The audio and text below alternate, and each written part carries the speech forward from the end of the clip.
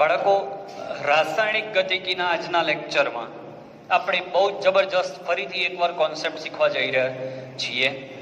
જો conceptual learning હોય તો જ તમે જીનીટમાં ચાલો. હું દરેક લેક્ચરમાં કહું છું, તમે 50 MCQ કરી દો પણ એની થિયરીના હાર્ટમાં તમે ના હોય તો તમને પ્રોપર ખબર નહીં પડે. એટલે હું આજે ફરી એકવાર one of the best concept of chemical kinetics મતલબ કે રાસાયણિક ગતિકીના એક શ્રેષ્ઠ ટોપિક ઉપર આજે ચર્ચા કરવાનો છું, જ્યાં તમને પ્રક્રિયાની ક્રિયાવિધિ એટલે કે ધીમો તબક્કો અને ઝડપી તબક્કો લખતા શીખવાડીશ. તો આજના ટોપિકનું નામ છે પ્રક્રિયાની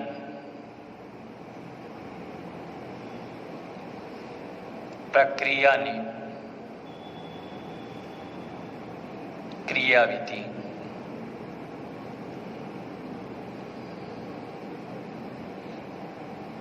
તો પ્રક્રિયાની ક્રિયાવિધિની અંદર આપણે વાત કરીએ તો ધીમો તબક્કો વેગ નિર્ણાયક તબક્કો છે, આપણે જાણીએ છીએ. ધીમો તબક્કો એ વેગ નિર્ણાયક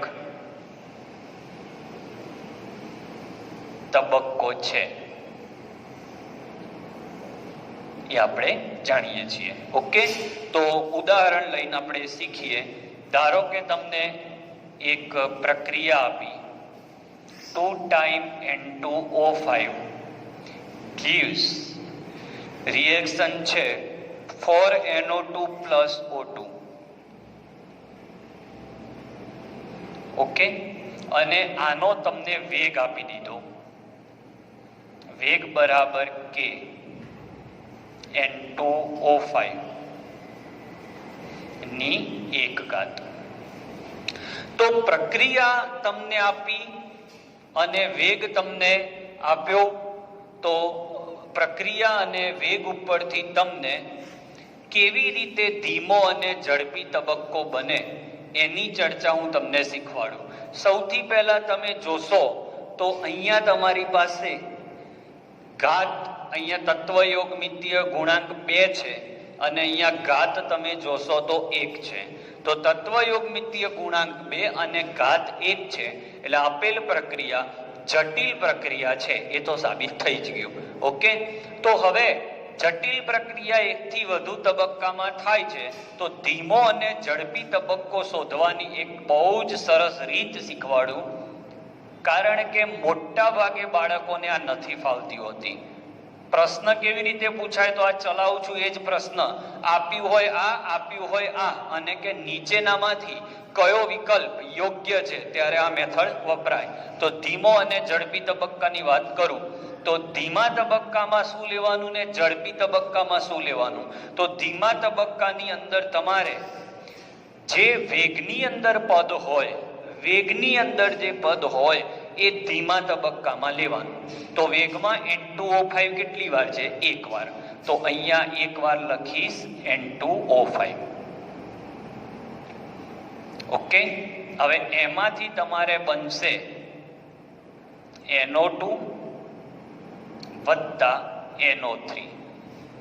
હવે તમે જોશો તો અહીંયા NO2 ની આપણે જરૂર છે નિપજમાં, પણ NO3 ની જરૂર નથી.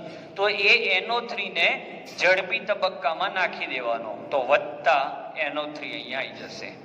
હવે સાંભળો, N2O5 કુલ પ્રક્રિયામાં કેટલી વાર છે? 2 વાર. ધીમા તબક્કામાં કેટલી વાર લઈ લીધો? 1 વાર. એટલે હજી 1 વાર N2O5 બાકી છે. એ જે હજી 1 વાર બાકી છે એ અહીંયા મૂકો. ઓકે, અને એ થાય ઝડપી તબક્કો. ફરી એકવાર સિસ્ટમ શીખવાડી દઉં બાળકો. આટલું તમને આપ્યું હોય ધીમો અને ઝડપી તબક્કો શોધવાનો કે તો કેવી રીતે શોધીશું? Let us try. તો સૌથી પહેલા શું કરવાનું? N2O5 2 વાર હતા, પણ વેગની અંદર મેં જોયું તો N2O5 1 વાર છે, એટલે જે વેગમાં હોય એ ધીમા તબક્કામાં લખવાનું. આ 2 વાર છે, એમાં 1 વાર અહીંયા, 2 વાર હતા 1 વાર લેવાઈ ગયું, 1 વાર અહીંયા. હવે NO3 મારે ઉત્પન્ન થયા પણ જોઈતા નથી, તો એ NO3 અહીંયા જે ઉત્પન્ન થયા અહીંયા મૂકું. ઓકે, તો હવે પાછું શું બનશે આગળ? તો 2 ને 1 3 નાઇટ્રોજન, એટલે 3 વાર NO2 વત્તા ઓક્સિજન 5 ને 3 8 વાર હતા, એમાંથી 3 દુ 6 વાર ગયા તો 1 વાર O2. ઓકે, અને આ બે સમીકરણનો તમે સરવાળો કરશો તો તમને NO3 ગયા, N2O5 એક વાર એટલે અહીંયા 2 વાર N2O5 gives 1 વાર અને 3 વાર એટલે 4 વાર NO2 વત્તા O2 ઉપરનું સમીકરણ મળી જાય. આ રીતે એક પ્રક્રિયા આપી હોય અને વેગ આપ્યો હોય તો ક્રિયાવિધિ લાવતા શીખવાડ્યું. ઊંધો પ્રશ્ન પણ પૂછાય, પ્રક્રિયા આપી હોય, 2 તબક્કા આપ્યા હોય અને વેગ લખવાનો કે તો જે ધીમા તબક્કામાં હાજર હોય એને જ વેગમાં લખવાનો.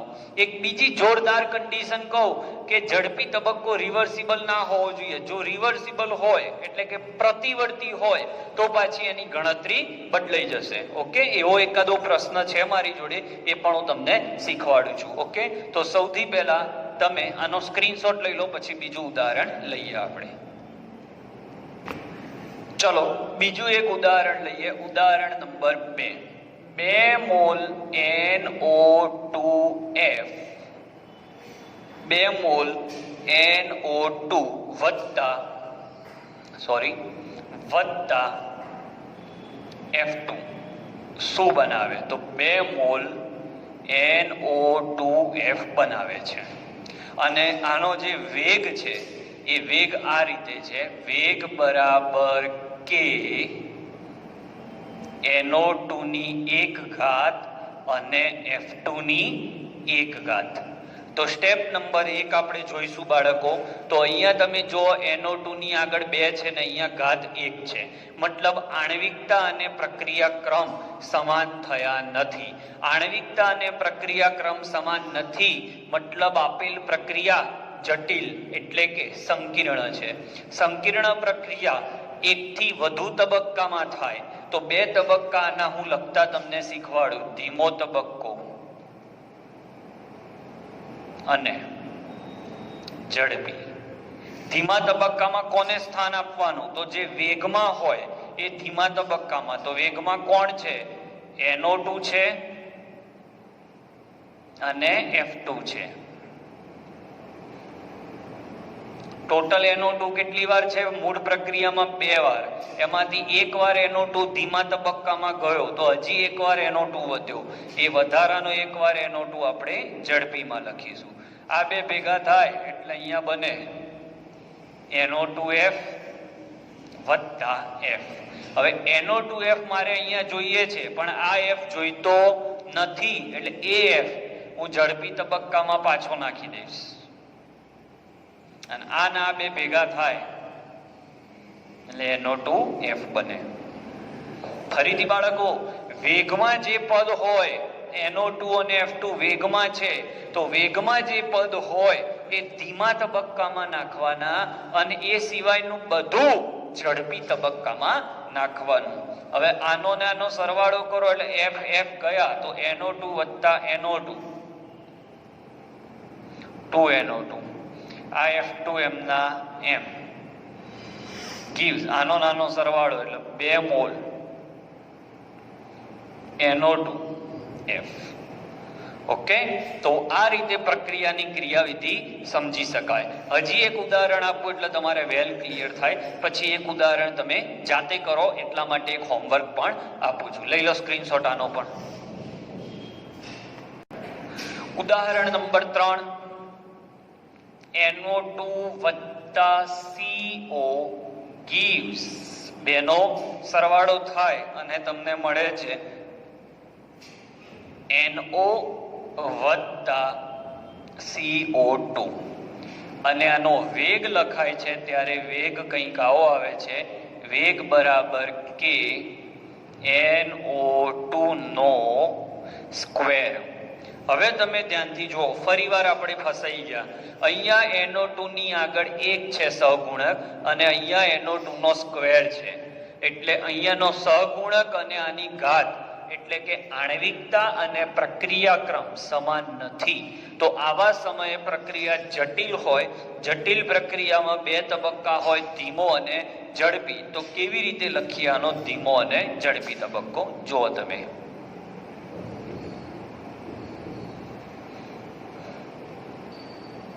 ધીમો અને ઝડપી તબક્કો.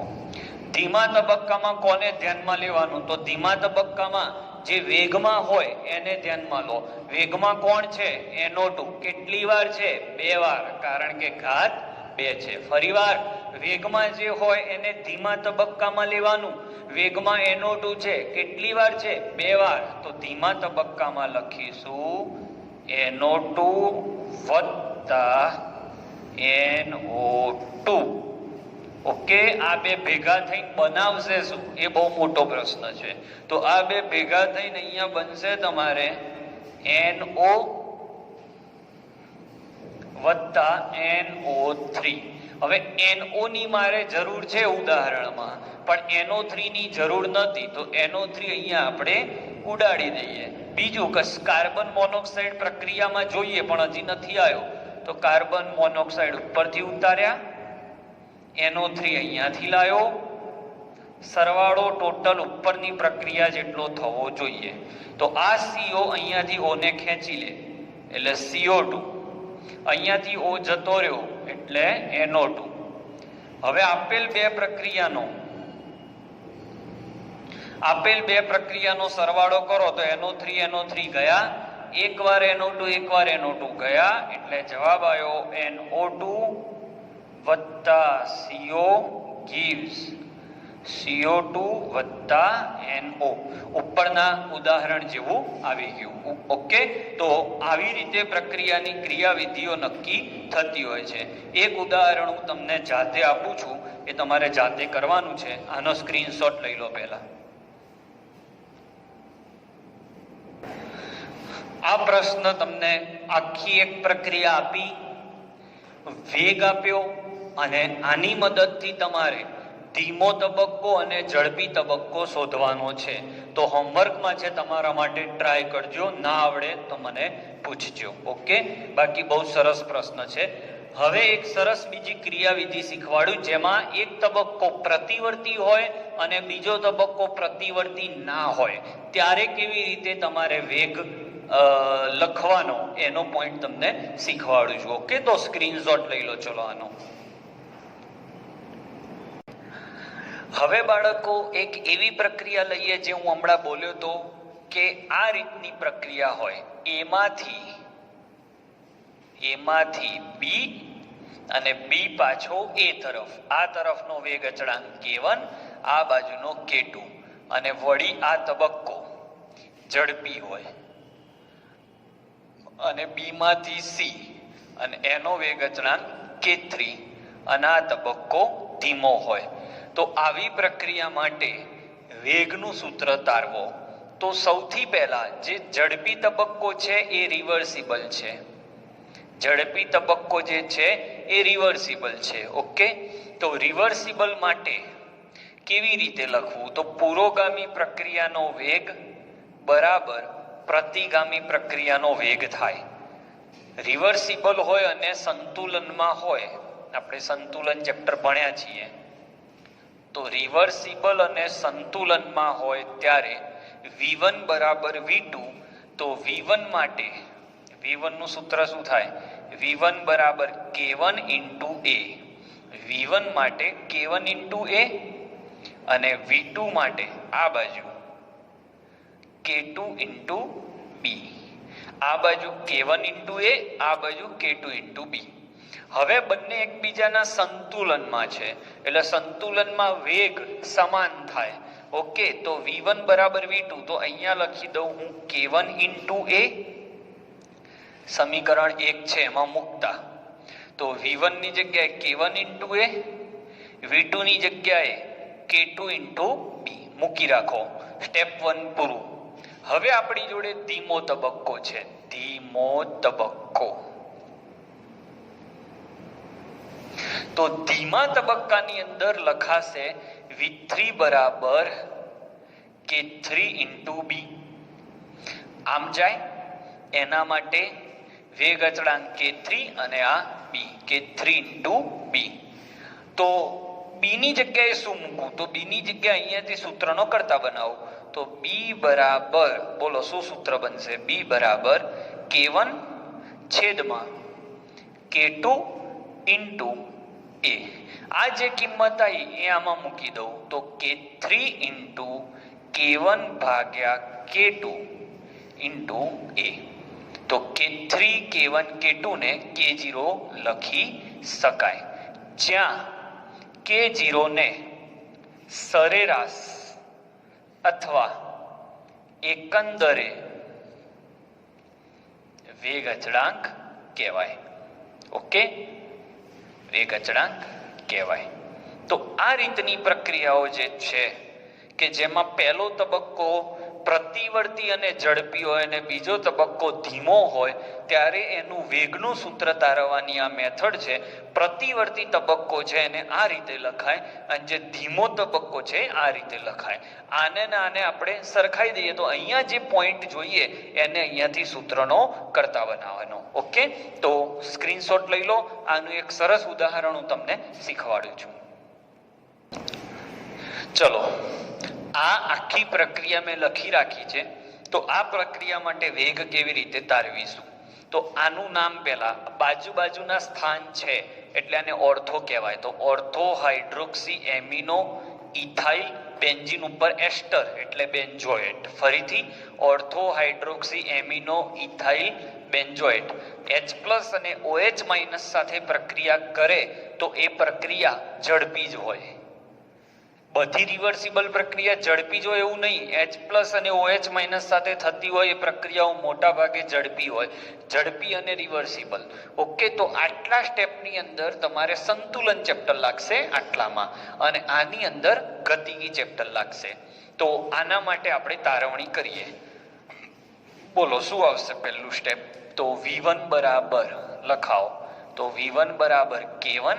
હવે આ K1 માટે આ અને આ પ્રક્રિયક થયા, પણ આટલો મોટો પ્રક્રિયક લખવો એને શોર્ટમાં આપણે એસ્ટર લખતા હોઈએ છીએ. એસ્ટર છે આની અંદર, COO સમૂહ એસ્ટર કહેવાય. તો એસ્ટર ઇન્ટુ OH-, આ તમારો V1 થયો. V2 એટલે ઊંધી રિએક્શન, આમ જાય. અને આ જે બન્યું એ મધ્યવર્તી સંયોજન છે, પાણીની સાંદ્રતાને બહુ ધ્યાનમાં લેવાતી નથી, એટલે K2 ઇન્ટુ I. ઓકે, મજા લો આની સરસ. V1 બરાબર K1 એસ્ટર OH અને V2 બરાબર K2 ઇન્ટુ I. હવે V1 બરાબર V2 છે આપણે જાણીએ છીએ. બંનેને સરખાઈ દઈએ તો K1 એસ્ટર ઇન્ટુ OH- બરાબર V2 ની જગ્યાએ K2 ઇન્ટુ I. મૂકી રાખો સ્ટેપ 1 પૂરું. સ્ટેપ 2 રાસાયણિક ગતિકી ઉપરથી આમાં. તો આના માટે તમારે V3 બરાબર K3 ઇન્ટુ I. K3 અને I. હવે I અહીંયા જોઈએ છે તો અહીંયાથી સૂત્રનો કરતા બનાવું તો V3 બરાબર K3. I ની જગ્યાએ શું આવશે? K1 છેદમાં K2 ઇન્ટુ એસ્ટર ઇન્ટુ OH-. તો V3 બરાબર આ બેનો ગુણાકાર અને ભાગાકાર એના સરેરાશ અચળાંક K0 કહેવાય, એસ્ટર ઇન્ટુ OH-. ક્લિયર? તો આ રીતે તમે સરળતાથી સમજી શકો. આ સાથે આજનો લેક્ચર પ્રક્રિયાની ક્રિયાવિધિ અહીંયા પૂરો કરીએ છીએ. સ્ક્રીનશોટ લઈ લેજો.